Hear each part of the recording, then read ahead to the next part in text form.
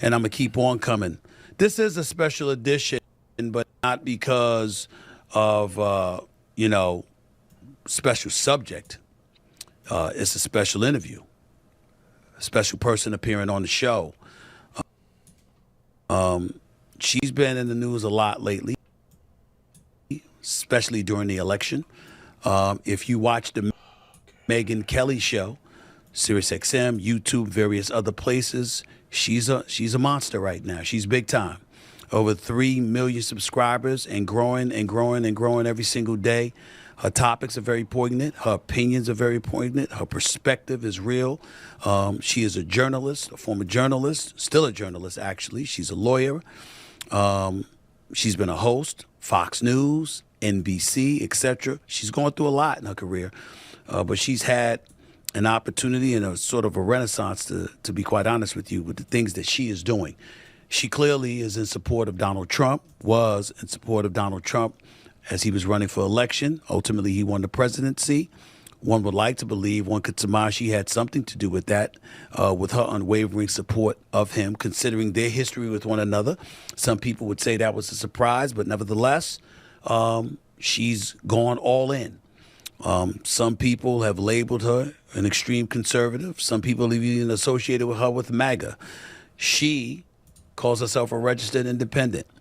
No matter which way you slice it, at times she appears incredibly controversial. As far as I'm concerned, she's usually very factual, if not always. She doesn't mess around. She lets you know where she stands, and she usually has details and facts to back it up. I'm fascinated by her personally in terms of the job that she does over the airwaves, whether it be digital, streaming, or otherwise. Her career has spoken for itself. She's been highly successful, and I'm looking forward to talking to her. I am not going to agree with everything that she says, nor do I expect you to. But I have repeatedly told y'all that on this platform, we hear from both sides. And I don't want to hear any noise about Stephen A. talking to yet somebody else on the right. There's a whole bunch of folks on the left that I have invited on this show, that I have had on this show, that I'm willing to have on this show in the future. But the same is applicable to the right. No matter what you feel, I don't give a damn. I'm going to hear from everybody.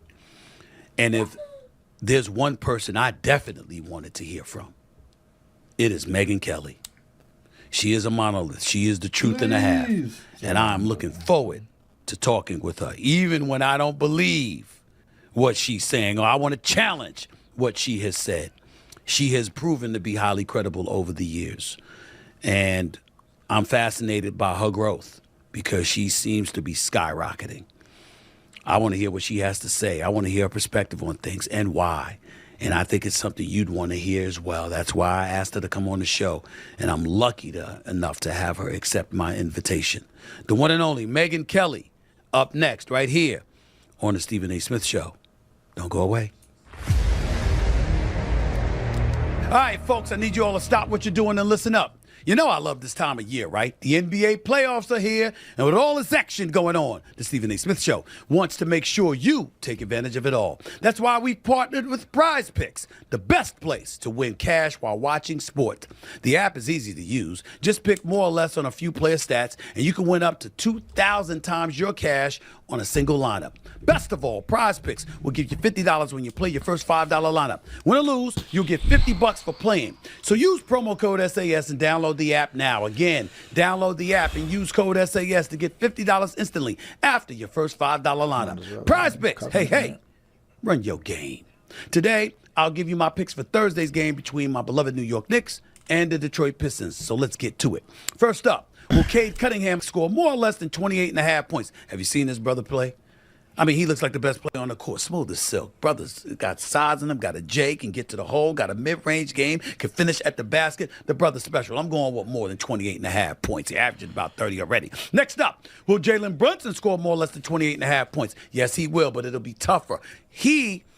I got so much admiration for Big Body Brunson, as my brother Kendrick Perkins loves to call him.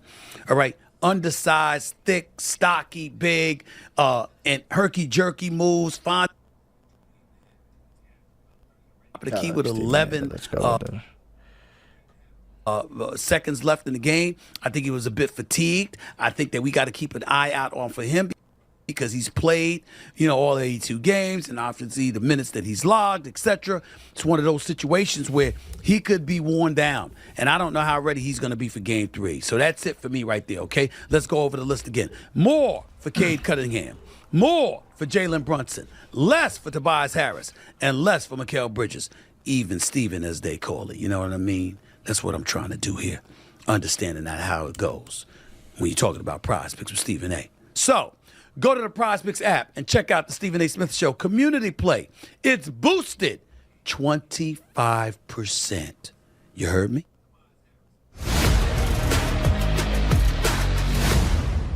My next guest is a journalist, an attorney, of course a political commentator, and host of her own daily show on SiriusXM's Triumph Channel. Please welcome, I think it's safe to call her the incomparable one herself, the one and only Megyn Kelly is on the Stephen A. Smith Show. Hi, Megyn. How are you? How's everything? I'm great. Thanks for having me. Oh, God. Please, the honor is all mine. First of all, I want to hear congratulations on order. You were named to the Time list of the 100 most influential people for a second time, by the way, if I remember correctly. I'd like to know, congratulations, I'd like to say, first of all. And secondly, how does that feel for you? Thank you for that. Can I tell you something? Maybe you can help me decide this. Should I go to this thing? It's a big gala on Thursday, and I'll tell you something, Stephen A. When I first got named to the list back in 2014, I thought it was a big deal because my career was just kind of on the upswing and it meant something to me. Mm-hmm. Now I have to be honest, it means absolutely nothing to me. When they, called, I was like, whatever. All these people hate me and everything I stand for, and they're very annoying. But then I was like, maybe I'll show up just so I can sort of telegraph the FU message in like a really great dress on the red carpet. Then I'm like, well, that's not the spirit. I've really been wrestling with whether I should even pay any attention to this at all or just go on about my life. Megyn, I am the worst person in the world you should ask that question to, because I could give less than a damn about these things most time. I like to show courtesy and respect to people who give it to me, but I'm not in this business to be celebrated. I want to be respected. I want to get paid for my hard work. But in the same breath, I don't need applause and accolades and celebratory folks around me. I could care less. Not to mention the fact that you did say a lot of them can't stand you, so why should you be in their presence? But then again, it's recognizing how influential you are and showing up. That might not be such a bad thing. And you don't mind rubbing it in somebody's face from time to time. I can tell that about you. Yeah, I mean, I guess I'm just not really looking to achieve the approval of anybody who would be at that thing. But then I heard that there's a possibility both Meghan Markle and Blake Lively will be there, in which case I was like, well, I'm definitely going. I'm going with my iPhone, and I'm going to have to go over them and try to get them to say something to me. Like, I've reported so much on both of them. Like, that's almost irresistible. So I don't know. I have a couple days to decide. Yeah, listen, you think about it, whatever choice you want to make, and Whoever made Megyn Kelly and said that she's one of the most influential women award or whatever the fuck. What the fuck? Listen, nobody can say a damn thing to you because it's been earned. What? To make no mistake about it. Megyn Kelly? I mean, you're a person that's been around for a long time. You've done exceptional work. I know it's not, I'm not supposed to say these things, but I am a fan. I have been a guest on your show. I do watch you a lot. And damn it, you've proven me wrong on several occasions. So here I stand down with that. Megyn Kelly, when you talk about people not liking you, most of them can't stand you. Why do you think people would feel such negative thoughts towards you today, if you had to guess? Well, if you have Trump derangement syndrome, then you don't like me because I've supported the president and defended a lot of the things that they tell us are Hitler-esque about Trump. So, I get caught up in that whole fervor.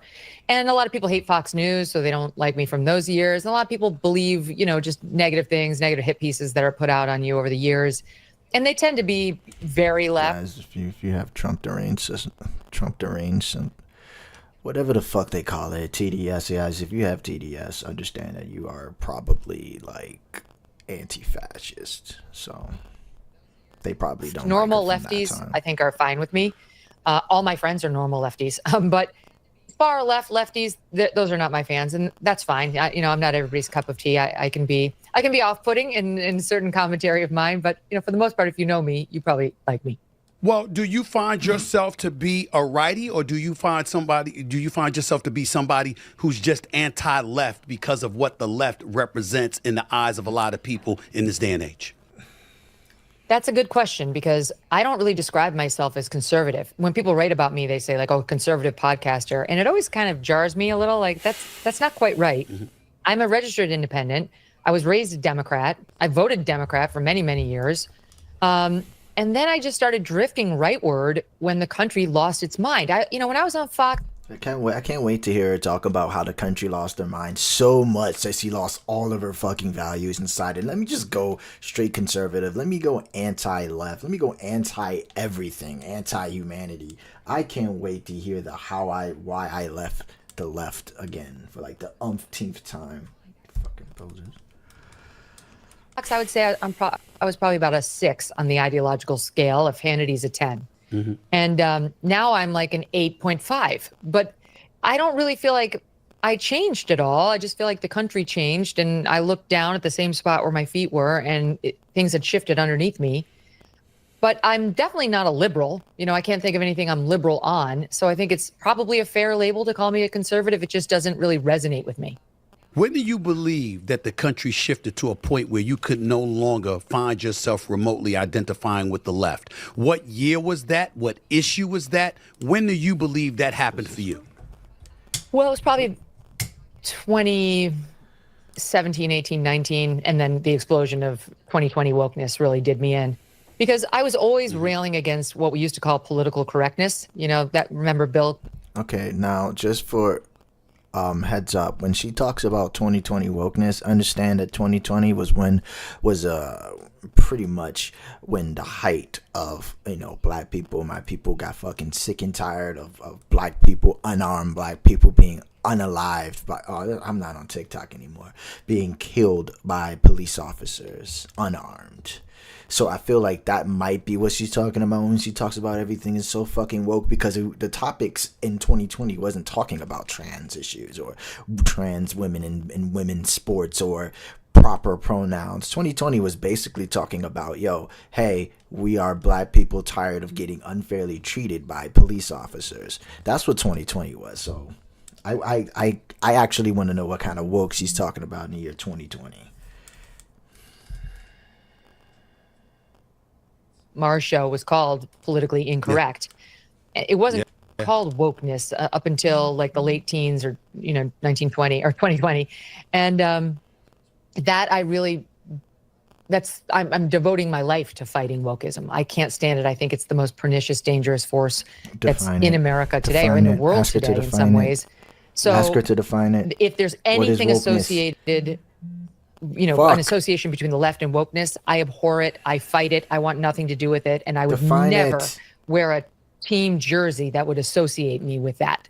And I think most Republicans feel that way, and most conservatives do too. So whatever that is, I'm totally anti it. So is Bill Maher, incidentally, but he still votes Democrat. But I am just as vehemently anti-woke, and I vote Republican these days. Define wokeism in the eyes of Megyn Kelly, because so many people sit up there and talk about, well, woke used to mean something different. I know that woke meant being conscientious and being observant and paying attention to what was going on, but obviously that's what it is. It's not what it was. That's what it is. That's literally what it is. It's just being conscious of your fucking surroundings, being aware of what's happening in fucking society. That's what being woke is. That's it. That's all. It's not about some fucking agenda like the right pushes down, some anti-propaganda, anti-trans propaganda, anti-black education propaganda. That's not what happens. Wokeness is literally, being woke is literally just staying fucking informed. It's like, what's going on. I know that black people are disproportionately treated unfairly by the police officers compared to their white counterparts. That's woke. I know that there's a systemic issue when it comes to people of color versus their white counterparts. That is awareness. That's all woke is, bro. It's literally in the fucking name. Like, when do we, I'm so sick and tired of hearing Republicans or conservatives or whatever the fuck this woman calls herself these days. I get tired of hearing the same shit. They can never define it or define it fucking correctly. That's all it is. It's just being fucking aware of your fucking surroundings. It gets annoying after a while hearing the same shit over and over again. taken on a different definition over the last several years. So, in your mind, what you abhor about wokeism, how it's defined in your mind, tell us what that is. Well, it's an obsession with identity. And it tends to be, it could be feminism, as the left uses that term, which is very unattractive to me. But it's the two main pillars are race essentialism and gender radicalism, where they tell young white kids in school that they're born with original sin that can never be overcome.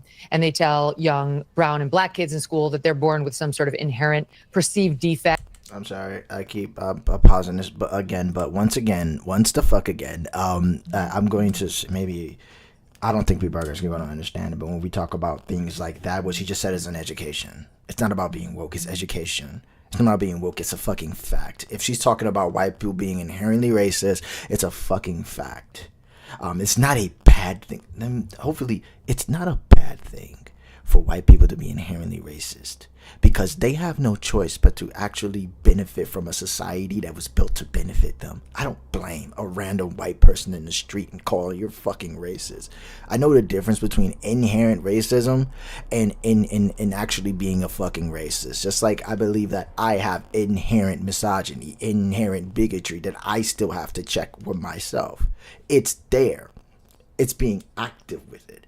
That's the difference. But people like, and like, I don't know. I'm hoping Stephen A is a little bit at least informed on that. A little bit. That we're really sorry they were born with, but we'll try to give them a bunch of advantages to get them through, which is totally disempowering.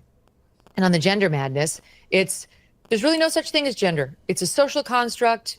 You know, you can be whatever you want to be. Biological sex is totally irrelevant, and sex is merely assigned at It is a social construct. birth by some It is a social construct. errant doctor. Stephen A, please tell her that it is a social construct, or are you just going to be like, yes, ma'am? I don't. But you'll decide. You'll just be a little baby until you tell your parents whether you're a girl or a boy. And by the way, if you make a mistake, you can easily, with very little trouble, switch over to the other sex later. Without talking about the severe impacts that has on you physically and psychologically. All of that is just... Will Stephen... Okay, let me stop. I can start down any of those lanes, but they're all very, very dangerous. Why do you believe the left took on that cause? I mean, I will tell this to you and I will confess this to you. As a black man in the United States of America, a part of a populace that represents a little bit over 13% of the population, closer to 14, around 13.6%. I think one of the things that I found utterly appalling is that some of these issues usurped African Americans, immigrants who came across the border legally, of course, some of the Hispanic population or what have you. It seemed on the left to usurp the interest of that voting bloc that supported Democrats for decades. And to me, that's not mentioned enough, but I'm not afraid to mention it, and I've mentioned it on several occasions. Wait, no. Okay. Do you believe the left went about that business, especially when it came to transgender issues, for example, when it might have...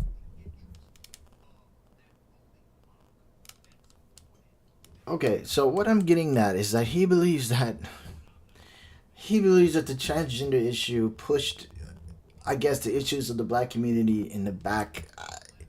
I don't know. I feel like some people just didn't pay attention to anything in the entirety of 2024 when it came to the election. I don't think people gave a fuck.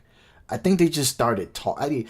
This is what I'm talking about. I feel like Stephen A. Smith just drunk some random ass fucking Kool-Aid and is just going to pander to whatever fucking guest he has on right now. It's fucking delusional to think that there was no incentive, there was nothing for the black people in Kamala Harris, or nobody talked about it. No. Transgender was an issue, not because the left made it an issue. It became an issue because the right made it an issue. That was the thing. Trans women, in contrary, probably you might not agree with this, you might not know this, but trans women always existed. Always. And they were doing just fine until a little couple of butthurt athletes who just, arguably just suck at their sport, decided to get angry because of no fucking reason, honestly. Because when you think about it and you go look at these cases with context, you're like, what the fuck are you crying about? But this is not something that we forced. Literally, the left did not push this. Literally. I can go back to the campaign and not one time did I hear, hey, that trans issues was on the fucking top of the agenda. If anything, it was mentioned that they're fucking human, just like you and me. This shit blows me. Have affected 1% of the population, if not less, compared to that 13% or more as it pertains to the black or Hispanic population. Why would the left do that in your estimation? I mean, I think a huge piece of it is the death of religion amongst the left. You know, they just became more and more secular, and the more they squeezed God out of the public square and out of their private lives, the emptier they felt. And the more the natural need for something higher than themselves, bigger than themselves, dominated.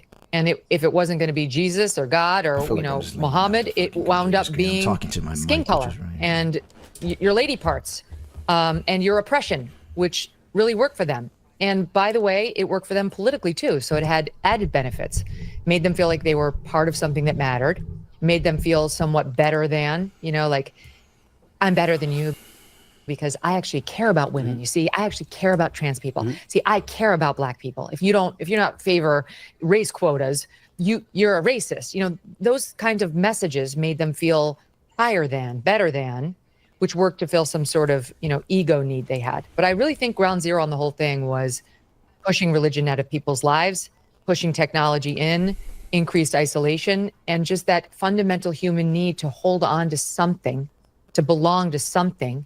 And in the same way some people reach for a bottle or a drug, these people reached for this false god of wokeism with really dangerous effects. I'm fascinated to be talking to you because there's a lot of things that you say that some of it I may not agree with. Most of it I do. Most importantly, I find you to be incredibly thorough. You do not play. So we're not gonna get any sort of like response to the question that she just gave you or the response to the answer that she just gave you. She literally just said the reason people are fucking lunatics now is because they push God out of their lives. Not everybody worships the same. Not everybody's a part of the same religion. When are we going to get that through our fucking heads that not everybody, especially here in America, there are people who are atheists. There are people who do not serve the same God. Like, why is this a part of it? Influential person, one of the most influential people award, fucking, okay. This is what's dangerous. I know that when I come on Megyn Kelly's show, I better be ready to answer some questions. I better know what the hell I'm talking about, or at least fess up to the fact that I don't. Otherwise, I'm going to get raked through the coast because she is no joke. That's how I view you. And I don't mind telling anybody that. But the flip side to it is that you've acknowledged, reading up on you, doing some research on you, you've acknowledged that you've become far more opinionated over these last few years than you had ever been in the past. When you were working at Fox News with the Kelly Files, when you were working at NBC, of course, no question about that. And things have transitioned. You're in the news today, for example, because yesterday you just brought up religion as opposed to secular and what have you. And you were in the news for, you know, criticizing the Pope because of his position on the legals. When you look at yourself, first of all, talk about that, why you took that position, particularly in the immediate aftermath of his death. But most importantly, this fearlessness you appear to have now, more so than ever before, to express your opinions and your thoughts, no matter what the subject matter is. Talk about that for a second. Well, the latter is an acquired skill because for most of my career as a journalist, the goal was to hide your opinions, you know, to definitely not share them and to quiet your bias and really just report the facts. And whatever you thought personally, you kept in your personal lane. And that's pretty much how I spent my time as a journalist. And then I got elevated to the prime time of Fox. And that show was the first that became a little bit more opinion. But if you go back and you watch the Kelly File, you won't see a lot of my opinion. You know, I'll argue with people who say moronic things, but I wasn't really saying this is where I stand on X, Y, or Z. Right. And even when I launched my podcast, I tried to do that. And I remember I had an argument with Mark Cuban, and he lost that argument, but he did win the following point where he said he was pressing me to give my opinion. And I said, well, no, I don't have to do that. You know, you're the guest. And he said, oh, no, not in this lane. You're going to have to give your opinion here. And he was correct. And so 5 years after launching the show, you know, I give it a lot more freely. It's why people tune in. You know, they want to know where you stand. They want to know what you think about things. It's just a totally different game than straight news journalism. On the Pope, you know, look, this was a very liberal Pope. He was a very progressive guy within the Catholic Church, and he was controversial amongst really diehard Christians, they didn't really much love what he did to the Catholic Church. They certainly didn't love his What did he do to announcements the on Catholic immigration Church? and how we What really did he needed do? to welcome all the What did he do to ruin the Catholic Church? I want to know what she's going to say to what the Pope did to ruin the Catholic Church. Is it showing compassion to people that you don't like? Is that ruining the Catholic Church? It was. migrants. It's like, you know what? Why don't you tell it to Laken Riley's family as they grieve the Okay, I'm gonna say this. I swear to God, if the Lincoln, I'll be the bad guy here, I guess, or whatever. When somebody tells me about, if I hear Lincoln Riley, right, and they use what happened, that tragedy that happened when monsters did that to her, and they weaponize it every single fucking debate because they have no actual fucking talking points. They use it every time. I'm going to say this: if you can't condemn an entire community or an entire group of people for the actions of two, for the actions of three, or even fucking four. So if you're going to hold on to that and be like, well, illegal, undocumented immigrants came in and they unalived, damn it, they murdered or they killed Lincoln Riley, right? Very bad thing. But I can concede that's very bad that happened. But that's not because they were undocumented. Them being here in the States, they were just monsters in general. Those individuals. Now, we can keep going down this route and be like, if you're gonna blame every immigrant or call every immigrant, or are you gonna call every immigrant that comes into this fucking country like a rapist, a murderer, a murdering rapist? If you can't do that, then people need to stop bringing up the Lincoln Riley situation. Stop weaponizing that. That shit's actually fucking disgusting. The shit's disgusting. Just concede to the fact that you want to say that every single immigrant, every single undocumented immigrant that's coming through this border is a raping murderer. That's what you have to concede. I'm tired of. I really wish people would just say what they want to say and stop tiptoeing, because I get sick and tired of hearing the Lincoln Riley shit. If I was the family members, I would get sick and tired of you talking about it or weaponizing it every time you're talking about a debate. You don't give a fuck. You just, oh, look what I have here. I have this. You have one instance. the loss of their daughter, and Jocelyn Nagaro's family as they grieve the loss of their daughter, their 12-year-old in Texas. Like, we don't need a guy who lives in the Vatican surrounded by walls telling us we can't have walls and we need to have an open borders policy. He was from Latin America. Most of the immigrants coming into the United States that are, we're trying to deal with right now are from Latin America. He clearly had a bias the other way. And the Catholic Church, this has been my own beef, but that of many Catholics, has been taking a bunch of money in cooperation with the government to try to find homes for these illegal immigrants who come in here. So like on Sunday Mass, I never know what my money's going to anymore. Now I try to make sure, is this... Can we get Megyn Kelly deported? Like, that's a fucking wild ass statement to fucking make. I can't believe that a church of all institutions is going out here trying to help house undocumented immigrants who are just sitting in the middle of the fucking street with nowhere to go, no home to live, no food to eat. Holy crap, I can't believe the Catholic Church is doing this. I don't believe a thing she says when she talk about she's Christian or how America has pushed God out of their lives. This is a godless fucking woman right here, bro. I don't care what anybody says. I don't care. She just fucking contradicts everything that she says. She'll let a undocumented immigrant sit outside of a church step and just die because, holy shit, I'm not going to use any of my funds that go to a church anyways. And fuck it. It's going to help priests, this church or this rectory, because I do not want to help find housing for illegals. But Megyn, you know this better than me, or at least as well as me, because we've both been in journalism for decades now. There's one thing to say that. It's another thing entirely to say that in the immediate aftermath of his passing. Back in the day, they would have been like, why are you saying this now? Couldn't this not have waited a few days or whatever? So I think along those lines, and the question that enters my mind is, I'm not questioning that you feel what you said you feel.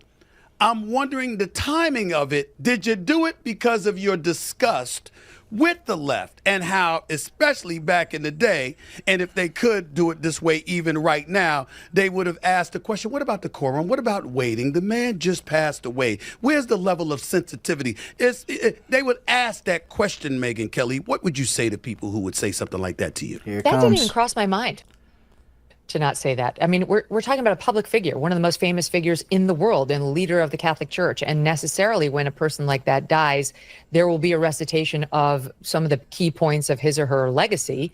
And in his case, you know, his his pro illegal immigration or immigrant stance was a major piece of his platform, at least insofar as it dealt with the Americas. So, I mean, I'd be remiss not to mention it. You know, I remember after Kobe died, there was a big debate because some journalists were like, he was a rapist. And I remember being like, that is.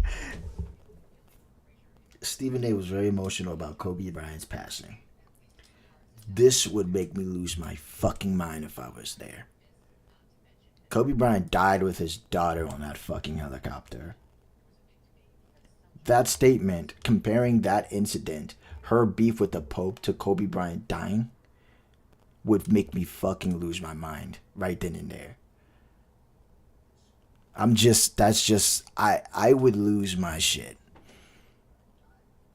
Somebody 10 times more important than Megyn Kelly had actually died. A person people actually looked up to. A person people actually wanted to see on their television screens. People who were also interested in what they were doing post-career. The thing you highlighted is he was a fucking rapist. Get the fuck out of here, bro. I wonder what her legacy is going to be. Too much, because he died so tragically and it had been so many years and he was with his daughter. It was just such a heartbreaker. And we were in deep shock and mourning he was gone. And that to me did feel very tone deaf. But this is a world leader. Like, of course, you're going to talk about what did they stand for? How did they change the church? What were their public positions? And how does it affect America? Because he was the leader of 1.2 billion Catholics all over the earth, not just the United States. And so how did he relate to us over here? As a journalist in America, you're always looking to do that. Like, tell people, what did he mean to people here, good and bad? That's just the way you do it. What do you think about people who will look at you and they'll say, slide with that? What do you stand for, Megyn Kelly, especially now because of your support for the president? You endorsed him. You showed up at the rally. I think it was the night before election. Yeah. Made sure to encourage everybody to vote for him. You said you're voting for him, et cetera, et cetera.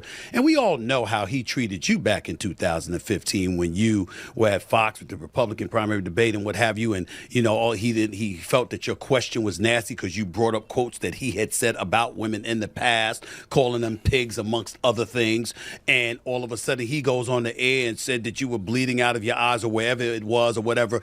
There are people that still look at you to this very day and say, how could you support somebody that would talk about you that way? This sudden, not sudden shift, but this dramatic shift that you had. What about you? What do you stand for and where do you stand on at this particular moment in time, and why is that the case? What do you say to people who ask those questions about you at this particular moment in time? I think they're totally fair. And I appreciate you changing it from sudden shift to dramatic, because it really wasn't sudden. Yes. It was a slow climb between Trump and yours truly. When he was attacking me for that 9-month period, I really was not his fan. And I wasn't, really gearing up to vote for Trump because he was staying on me like a dog with a bone. And it was highly unpleasant. But over time. Yo, if you want to make money doing YouTube debates or just commentating on shit, just pretend you're MAGA, right? Just pretend, just put on a red hat every time you go online and just talk mad shit about the Democrats. Mention Joe Biden every 2 seconds, mention Kamala Harris every 3 seconds, and just make sure that you're on your knees kissing Trump's ass over everything that he does. Just all you got to do, and you'll make money. Be anti everything and you'll make money. That's why she did this dramatic shift. I don't know anybody that would get insulted like that and be like, and just all of a sudden just like tuck tail and just follow them like a, never mind. Time I was able, and I'm actually proud of it, I was able to check my personal feelings about the guy and start getting back to what needs to be my focus as a journalist, which is the professional relationship with the guy, the professional Trump. And what I saw was somebody who governed in a way that I very much respected. There were a couple of key moments in Trump 1.0 where I really did like the double head take at him, like, oh my God, look what he's doing. Like when he stood by Brett Kavanaugh, among other things. And I really respected it and saw him in a new light. And then we got Joe Biden. And I mean, it was such a disastrous 4 years. I probably would have run open-armed into the arms of any Republican, but Trump is just the anti-Biden in so many ways and was just tailor-made for this moment to take him down and to take the reins of the country back and to take the country back itself. So I really, like hell. I don't know how to say this in a way that, isn't weird, but professionally, I fell in love with Trump, the president. What? Melania, you better watch because I believed him that he would close the border. I believed him that he would fight back against the gender madness, which has become a very big issue for me for many reasons. I believed him. Key to dot.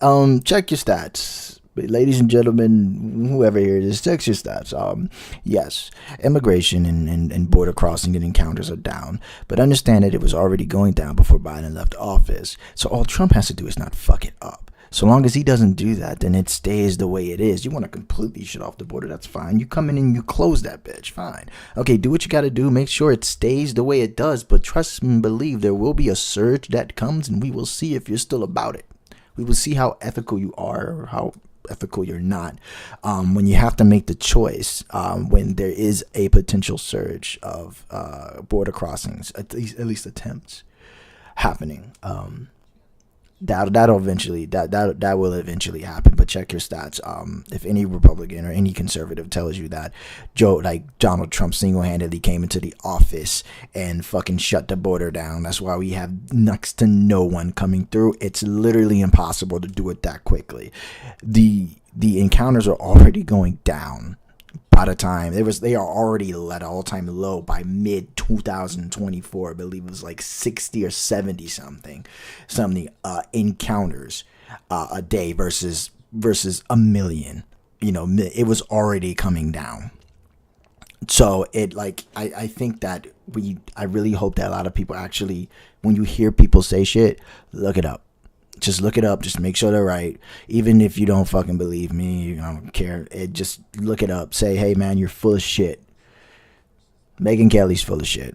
And I don't think Stephen A is going to call her out on it because I don't think Stephen A knows enough about it. And that's unfortunate. I would prefer people to have people like Megyn Kelly who are informed on the questions that they ask. But that he was going to try to get DEI out of our colleges and our woke schools. Okay, and the DEIs and everything. And that he would push back on this, truly, not to sound like Tipper Gore, but smut that's being peddled to our K-5 schools in the name of health ed or whatever they're calling it. But it's absolutely disgusting. What's she talking about? Sex acts that show up in elementary school libraries, all that stuff. So she's saying that they're teaching kids sex. They're teaching kids in elementary school, sex, how to do sex. I'm confused. Or they doing the sex education is different from, I don't know what the fuck she's thinking about. I can't remember if I was in middle school or high school. I took sexual education, and all it really told you was about the biology of men and women. It didn't go anywhere far than that. It didn't tell you about the birds and the bees or none of that shit. I don't know where the fuck schools that she's talking about. But when I did sex ed, it was 5th or 6th grade, I believe. And I think it was, I can't remember exactly. But when sex ed was in the schools that I was in, it was basically just telling you about your biological sex, about you. It wasn't telling you how to... it wasn't telling 5th graders or elementary students how to go out and do it, bro. That is fucking illegal, and that school would be shut the fuck down. He's lying, bro. Trump's not having any of that. I believe that he would lower our taxes. I believe that he would be against forever wars.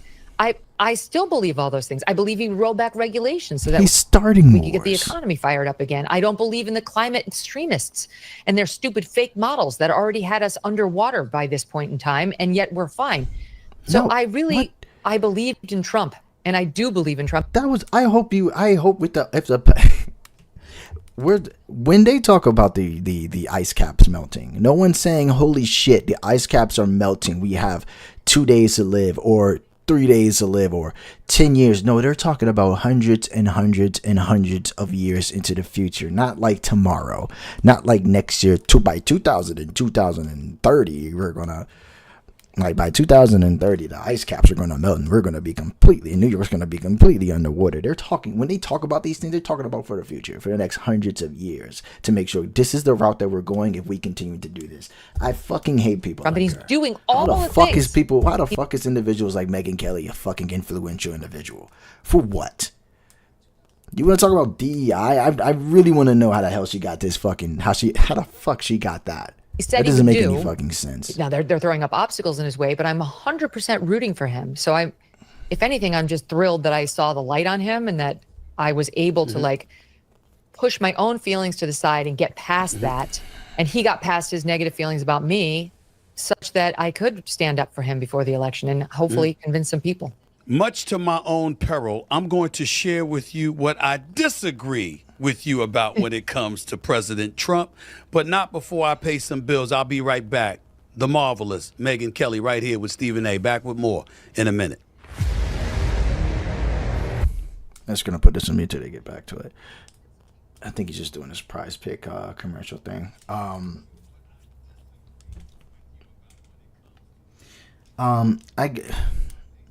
For me, like when interviews are done, I like interviews where the person who I guess is hosting or guess who's asking the interview questions actually have knowledge, right? It's one thing to ask your opinion, but if you're asking something that's very controversial or it can't just be left there, if you just leave it out there in the air and it disappears, everybody's fucking confused. You don't like it when people are trying to tell you, oh man, Stephen A leans to the right, Stephen A is a centrist, Stephen A is a conservative. I think it's because the questions, when you ask these questions, it's just left up in the air. You don't come to it, you don't attack. I'm not saying you have to attack these questions.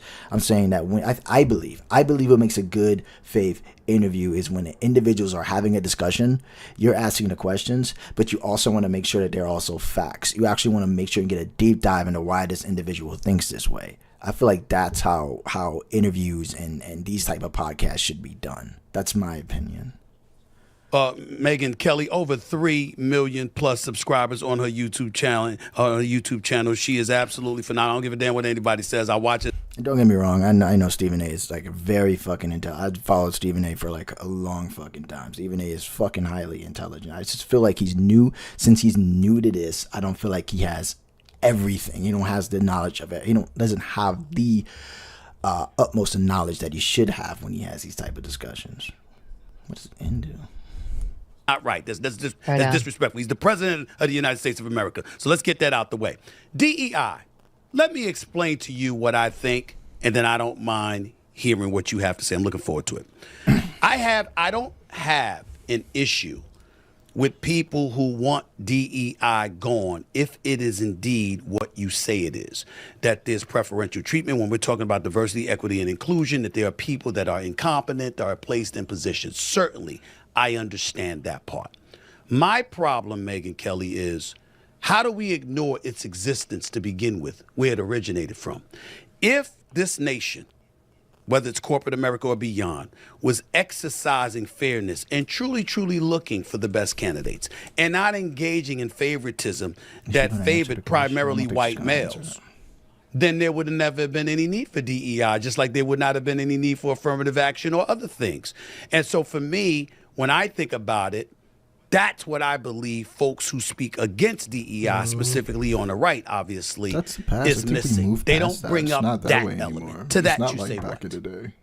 It's different. Well, I think it's mixing a lot of things. I mean, I don't think there's anything wrong with diversity. Okay. And if I, were remaking America, I would make sure we had it in all forms, in all places. I'd make sure we have lots of different people with lots of different backgrounds and lots of different ideological views running different corporations. Okay. But that's not really what DEI is. DEI is mostly focused on the E, the equity, which is just a joke. Equity means you have the right to end up in the same place, irrespective of how much effort goes into it.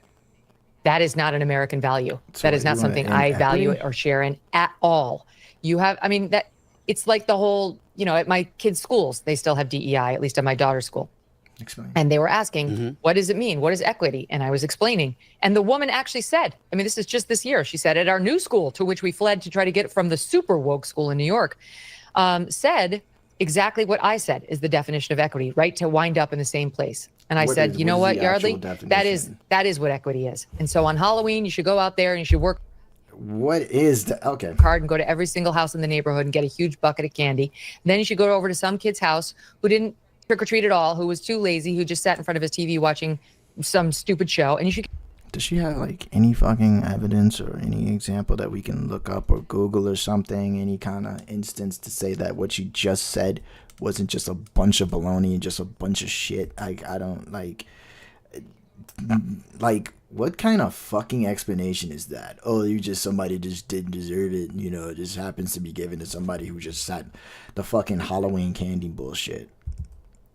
You give him half your candy because he has the right. He has the right to end up in the same place. And then when you go to take your exams, you have to let the girl who didn't study at all, who just phoned it in because she was on the phone with her friends, copy off your paper. She is entitled. Wait, to the same grade you have, irrespective of how hard you've worked, and she hasn't. That's equity, and it's immoral. So I'm completely opposed to it. So wait, so I don't think this individual. This piece of fuck it, and Andrew Wilson. This piece of shit can just go ahead and say, hey, I hate equity because it gives somebody else an opportunity or actual fucking chance. You fucking liar. That's not what equity is. Equity is fucking opportunity to be equal. Equity is not, hey, give me your SAT, pass over your SAT so I can copy you and then get into the same school or get the same scores or get the same opportunities even though I did not fucking study. That's not how it fucking works. That's not what equity is. And this is like what Kamala Harris ran on. Diversity is a different story. And I think we really were working toward it and we were doing pretty well as a country. I think when I grew up and I was in college in the 90s and thereafter, it was something, race was being diminished and we were starting to look at people as whole human beings. We were seeing interracial marriage 90s? go up. It was just becoming less of a thing than in like the 70s when race was still very much people's focus.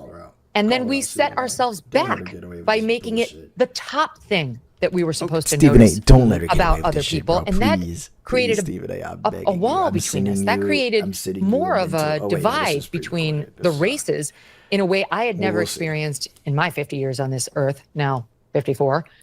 And so I think many of us just You don't look it, by the way. You don't look it. Thank you you. don't look it at all. I just want to let you know that. Okay, but go Thank ahead. you. So that was, my problem. And then we had the messaging around it. And I'll tell you, so just one example, my kid's school in New York, one of the best schools in the nation. This is this school from which we fled. It was, I have two boys and a girl, and our boys were at this boys' school. And they actually made it mandatory reading for the faculty there. This thought piece by this one professor who posited that in every classroom where white children learn, there is a future killer cop. And that white mothers are indoctrinating their children in black. What's the name of the book? Hold on. What is the name of the fucking book? I want the name of the book now. Death. In response to which I said, we're out of here. This is such bullshit. My brother's a cop, first of all. And the nerve to look at our sweet little boys, what my boy was in kindergarten, and say, yeah, there's a future killer cop because of his white skin. It's blatantly racist. And by the way, most of DEI hiring and firing and whatever practices are illegal. It is illegal to even count race as a factor in hiring or firing. Okay. All these companies and these banks who are like, well, in the end, Stephen A., get a title, please. Get a fucking, get anything. Get an author. Get like something, something that people can go off of. Because going off a word of mouth from this psychopath is just something that we shouldn't be doing. I really need Stephen A. to do it. Tips the scales if she's a woman or if he's a black man. Wrong. You just violated the law. You're Come on, brother. not allowed to can do consider it at all. But we lost our minds. Do it. After George Floyd. We decided we were going to throw the law out the window or just not enforce it and start living and dying by Motherfucker, black people were still dying at the hands of the fucking police officers even after George Floyd. Are you fucking crazy? immutable characteristics. Like I should get extra points because I have a vag, or you should get extra points because your skin is brown. It's just utter madness. What do you say? And no, fucking Stephen, ask her where. When did this happen? Give me a fucking example. Like, this is actually pretty fucking infuriating from, like, in a sense. Certainly not equating him with those examples that you just gave, because I get where you're coming from. I could research some of those things. I could come and push back a little bit, but I have to confess you made some good points again, Megyn Kelly. But let's get to Pete Hegseth, because I got to tell you, I know that's a friend of yours, a former colleague of yours at Fox News. And I want to let you know, and I want to, before I ask this question, I want to let you know I'm not bringing up any of the allegations against that man. My issues against him, I've never brought that stuff up, and I'm not about to. I saw your interview with him, and by the way, I applaud you for how you went down the line, because you were absolutely right when you said nobody else did that with him. You went point by point with the accusations that were levied against him in terms of his behavior, his sexual proclivities, et cetera, et cetera. You did all of that. So I'm not here to get on him about that. Here's my issue with Pete Hegseth. He was a weekend host on Fox News, Megyn Kelly. And now he is the Secretary of Defense for the United States of America, overseeing a department with 3.5 million people, 2 million of whom are civilians, by the way. I understand that he served our military honorably, and he is to be respected, and I am not here to disrespect him. But when we talk about DEI, okay, when we talk about somebody being given a hand up, my God, doesn't that qualify, Megyn Kelly? Doesn't that qualify? Somebody who's not able to buy No. I mean, let me just start by saying Barack Obama was a community organizer. That's it. Oh, okay. That's it. He had no executive experience. But he was elected, zero, Megyn. and we made him commander-in-chief. Yeah, but I'm just saying, if you want to talk about qualifications to do the job, I'd much rather look at Pete's resume than Barack Obama's. But Pete, what the fuck? Yes, he was he was a career elected official.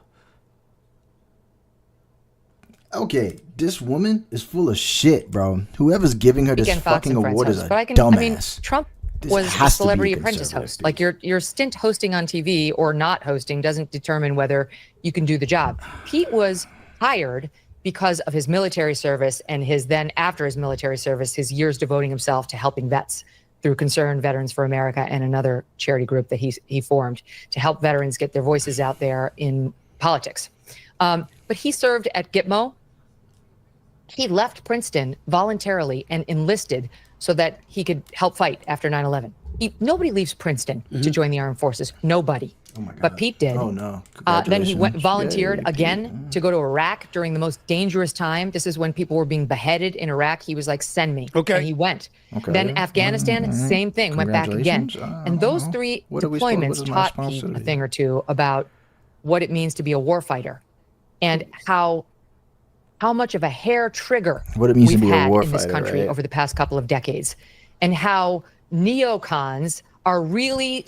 I can understand what it means to be a warfighter, but I don't know if it means what it means to run an entire fucking department. Super enthusiastic about fighting every single war in every single pocket of the globe without spending a lot of time thinking about what it's doing to our actual men. And Pete was changed from a neocon to more of a dove. And that's one of the reasons why Trump chose him. But Megyn, let me be fair to you, and I want to be very, very clear. I'm not questioning his military service. I'm not questioning his record. What I'm saying, a matter of fact, I'll do you one better. I don't mind people who were ultra critical of Lloyd Austin, his predecessor, and say Pete could do better. I got all of that. What I'm talking about is the bare bones of your qualification. You understand? I'm talking from an administrative perspective, running a department with 3.5 million. And you brought up Obama. Yes, he was a community organizer, but he was also a senator before he got elected as president of the United States. That doesn't teach you how to run anything. Up on Capitol Hill. Oh my God. Oh my God. Oh my God! I didn't say it did. I didn't say that. Okay, but whatever. But for years, that's how it happened. I'm talking about the process. You saw a senator, I'm just saying, you saw a congressional figure, Maisie you saw a governor. should be the Defense Department chief? No, it's a no. She's an idiot. Becoming a U.S. senator doesn't make you qualified to do anything other than sit at the U.S. Senate and drink a bunch of coffee. But Pete, here's the reason. Being a soldier does. I'll bring it home for you. What was happening is we were relying too much on the so-called experts and the so-called generals. And that is how we wound up in two forever wars. Okay. We have a ship. Don't trust the experts. Remember that. Don't yes, trust it's the neocons experts. and it's the industrial that, war people. machine and it's the Boeings of the world and people who make a lot of money off of military conflicts. This is y'all shit. This is the conservatives right here. This is y'all girl. Come get your home girl. And like, it had this is fucking become this crazy. cottage industry She's where looking they saw ridiculous right conflict now. and they pushed us like an aircraft carrier. They had that much force behind the push to push us into these conflicts. And we had too many Republican leaders in particular who said, yes, I'll do it. And by the way, the Democrats weren't much better. And today are even worse. Yes, I'll do it. I'll do it. I'll do it. And we're going to spread democracy through the Middle East. Okay, sure. How did that work out? We made a bunch more enemies. Countries hate us even more now. And then we sacrificed generations of blood and treasure. And what happened with Trump 1.0 was he saw it firsthand with people like General Milley, that he shouldn't be talking to the generals and just listening to them. And he actually brought in a bunch of generals to advise him on what we should do about Afghanistan and closing that down. Okay. And then he brought in a bunch of enlisted guys.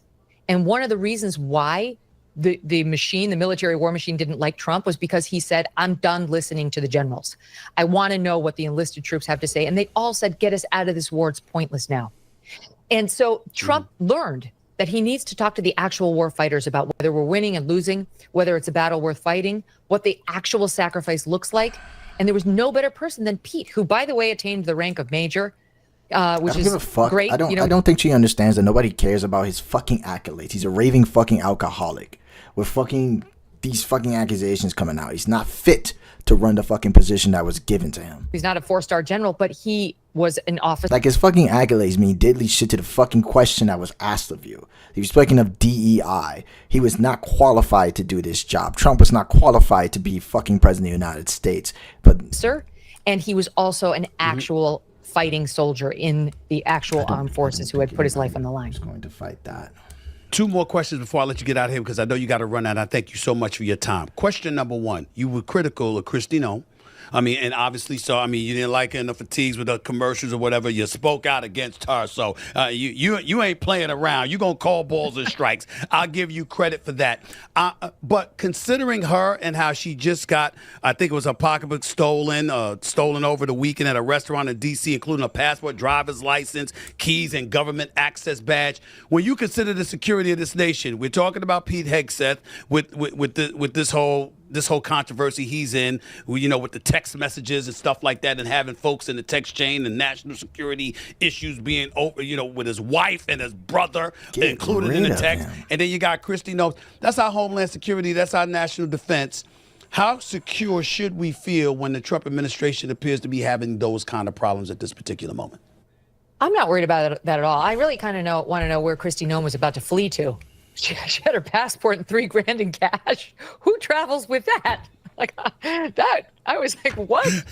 I guess that's her personal habit. I never use cash. Who uses cash anymore? I don't even have 2 nickels anymore. It's like whatever. Okay, so that doesn't bother me. But the Pete thing, I laid it out on my show today exactly what's happening to him. But what happened there, Stephen A., really wasn't his fault. The signal thing, that was his fault, and it wasn't a good idea, and I don't defend it. But what's happening to him in terms of the hit pieces coming out against him is a more interesting story. They started having leaks from the Pentagon of top secret information, like our plans for the Panama Canal and to potentially get them in line if they don't want to help us getting China out of there in terms of influence. Pentagon plans that the president had asked for. You can't have that shit. Right? You cannot have the Pentagon leaking war plans to NBC News, which happened. So they opened up a leak investigation. He wound up saying these are the 3 guys who we believe did the leaks. They got escorted out of the building on Friday. And day after day since they were escorted out, there's been a hit piece on new information that just happens to reflect very poorly on Pete. So you have to keep it in perspective and follow the timeline. It's clearly a campaign to bring him down. The president sees it. The president has said he's not persuaded by it. And I think that's probably how this will land. Last question. He says stuff like he has said in defense of himself and, pointed out how these people that were let go and released suddenly this information, these stories are coming out day by day by day, which is obviously another finger being pointed at the leftist media who's coming after him, it appears. Steve Bannon was on this show last week. He had a lot of interesting things to say, pushing for Trump in a third term. I'm not going for that, the 22nd Amendment, Megyn Kelly. I'm not going for that. No president shall serve more than 2 terms. Don't try to change it up now. But ultimately, my last question to you would be this. It's the Steve Bannons of the world. It's a Pete Hegseth who's overseeing the Department of Defense. It's somebody like a Megyn Kelly who, for all we know, was probably reached out to by the Trump administration. But things are going for you so well right now. Why would you do something like that? In the end, when we look at Megyn Kelly, at this point in time in her life and in her career, how happy are you doing what you're doing? And what kind of noise do you anticipate you making in the years to come? Not just with your show, but with a podcast network that it's now reported you're starting, with all the things that you have going on and your voice resonating more and more profoundly with each passing day. What do you see for yourself coming down the road? Well, I never have any delusions of grandeur. I have the advantage of having been raised by a mom whose message was generally, I love you, you're not special. I'm open-minded to specialness, but I've really seen nothing so far. But, still love you. We're going to have a great life. And that's still, my mom's still around and that's still her messaging. So I never think of myself in those grandiose terms of like my network and my voice. But my goal on the show is to remain relentlessly factual in a sea of misinformation, to just try to stay relentlessly factual and help people understand what's real. And the people who I've added to my, podcast network, whose shows I'm going to help produce and promote, have that same commitment. These are people who you can trust. They have their own bent on the news, and that's fine, but they'll let you know when it's their opinion versus they deal in the world of what is real. And I think there needs to be a place where you can still trust that that's the case. And for me, I have to say, life's never been better. I finally gotten things to the place where I can work, which I love and fulfills me. And I think it's a public service in a way, what we do. But I also have time to be with my family. I take my kids to school every day. I pick them up. I have dinner with them every single night of the week, my husband too. And we spend our weekends together. We're just in a sweet spot as a family, given my kids' ages, which are 15, 14, and 11. They still love us and like us, and we feel the same about them. I wouldn't change it for the world. I would never go back to cable news ever or broadcast news. There are rumors that I'm doing it every other week on the internet. They're all lies. I don't know how people get away with making this stuff up. It's all lies. I love what I'm doing, and I wouldn't change a thing. I go to work in my stretchy pants every day, Stephen A. Stretchy pants and sneakers. Couldn't do that at Fox News. I was in polyester with Spanx, okay? It's a new day, and I'm loving it. Should I be on the same channel as Megyn Kelly? Should Megyn Kelly and Stephen A. Smith end up on the same channel? I don't know if I'm qualified. And it might be a very dangerous proposition for me, Megyn, but I don't know. Come on over. The water's fine. Megyn, thank you so much. I really, really appreciate your time. By the way, Pete Hegseth going to keep his job? If you had to predict, he's going to keep his job? I think so. I think we're going to see more hit pieces on him in the coming days and weeks. It's possible Trump will cut him loose, but if I had to put money on it, I'd say he keeps his job. Keep up the great work. You are always welcomed here anytime. Okay. I'm always going to. Yeah. All right, Stephen A. Yeah, basically, the fucking moral of the story is, guys, please do your research. If you're going to be the type of individuals to host debates or host conversations or host these type of events, please be informed. Me personally, I feel like it's a waste of fucking time to have conversations with people but not be educated on the topics that you want to talk about. It's one thing to I want to pick your brain on something. Completely fine. I get it. I understand all that. But it's another thing to ask a question. They answer it. As your audience, we're like, okay, we're not getting the full fucking response or the full understanding of what they say. So if you give a damn about your audience, you might want to push just a little bit and ask these fucking questions. But because that doesn't happen, and majority of these podcasts, if there's certain people that just want to pander. I'm not saying that Stephen A. Actually, I do think he does, depending on who's on.